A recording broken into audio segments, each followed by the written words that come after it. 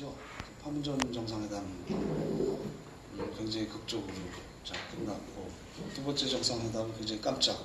첫 번째 정상회담도 깜짝이었지만 두 번째 정상회담도 굉장히 깜짝으로 끝났고, 이제 드디어 세 번째로 평양에서 정상회담을 하게 됩니다. 우리에게 굉장히 강인한 이미지로 알려져 있는 비스마르크라고 하는 정치가가 이런 말을 했더라고요. 신이 가끔 역사 속을 걸어간다. 그럴 때 딱 외투 끝자락을 잡아야 한다. 이런 얘기를 했더라고요. 그러니까 우리가 살아가는 흐름 속에 굉장히 큰 계기가 있는데 그 계기를 꽉 잡아야 된다는 얘기죠. 그래야 우리가 역사의 흐름을, 역사의 물꼬를 바꿀 수 있다. 이런 얘기를 뜻하는 것 같아요.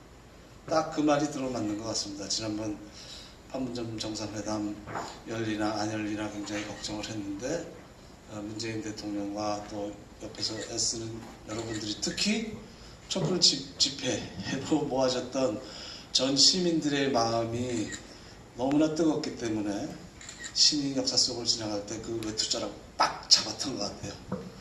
뭐 앞으로도 가야 될 길이 더 멀지만 3차 회담을 계기로 해서 지난 몇 달 동안 잘 가다가 또 꼬였던 이런 것들이 좀 아주 시원하게 풀리는, 그래서 내년 설날은 우리 아이들에게 어른으로서도 떳떳한 마음으로 분단을 물려주지 않을 수 있구나라는 그 희망이 보일 수 있는 그런 2019년도 첫 해를 맞았으면 좋겠습니다. 너무 일찍 2019년도 설날 얘기를 하나요? 우선 추석부터 잘 보내시고요. 책을 그냥 어떻게 해서 내게 됐습니다. 얼격결에. 제가 우리 출판사에 나무 한 그루를 벨 만큼의 뜻이 있느냐까지는 생각을 못해도 평생 책을 내지는 않겠다고 생각을 했는데, 오히려 그 절망과 어두움이 힘이 되는 때도 가끔 있는 모양이에요. 지난 10년 동안 이명박근혜 정부의 국정이 너무나 우리를 힘들게 했고, 우리 사회에서 뿐만 아니라 남북관계를 완전히 끊어버렸지 않습니까? 얼어붙다 못해서 뭐 거의 빙하기처럼 다시 만들어서, 사실은 방북을 그동안 못했어요. 제가 마지막으로 방북한 것이 2009년입니다. 그래서 49번 방북을 한 이야기라고 그렇게 되어 있는데, 한 번 더 하면 50번인데 언제 50번이 될지, 멀지 않은 시기에 50번이 되지 않을까 그렇게 생각을 하는데요. 그래서 2009년도에 마지막 방북을 하고, 나중에 말씀드리겠습니다만 벌려놓은 일도 있고 약속한 일도 있는데 다 못하게 됐죠. 못하게 된 마음이 참 많이 타들어가서, 그러던 차에 좀 시간이 난 거예요. 부지런히 막 평양을 다닐 때는 뭐 초장 갔다 와서, 또 저도 봉급은 숙명여대에서 받거든요. 일은 어깨동무에서 했지만. 그래서 봉급 받는 데 가서 휴강한 것도 보강도 하랴, 뭐 이런저런 회의 다니랴, 굉장히 짬을 못 냈는데, 오히려 그렇게 단절이 되니까 저희 어깨동무 안에 식구들끼리도 좀 생각을 했죠. 좀 돌아보는 시간을 갖자. 그동안 너무 숨가쁘게 달려왔다. 우리가 지나온 길이 뭐였는지 한번 우리 스스로가 길 구경을 좀 해보자. 그런 시간을 가지면서 마침 개똥이네 놀이터에 어린이 운동단체들을 연재를 하고 있었는데, 제 앞에가 공동묘가였던가요?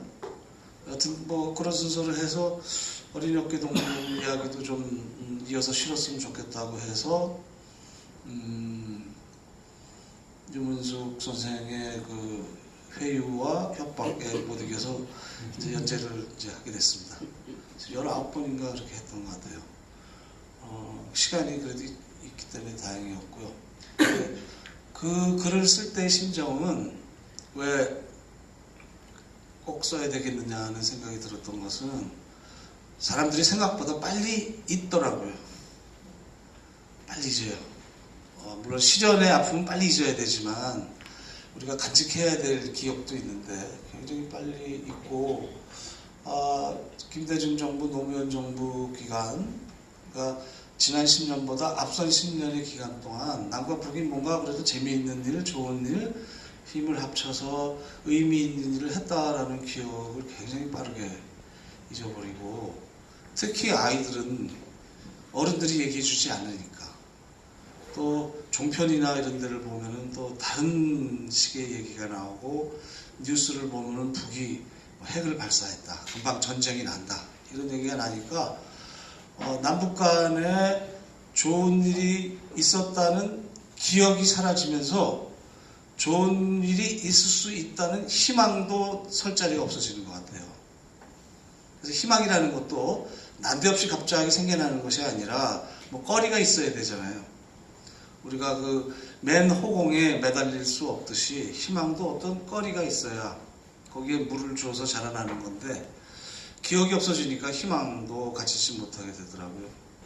그래서 기억을 되살리는 일이 굉장히 중요하겠다. 나빴던 일만 있었던 것이 아니라 좋았던 일도 있다.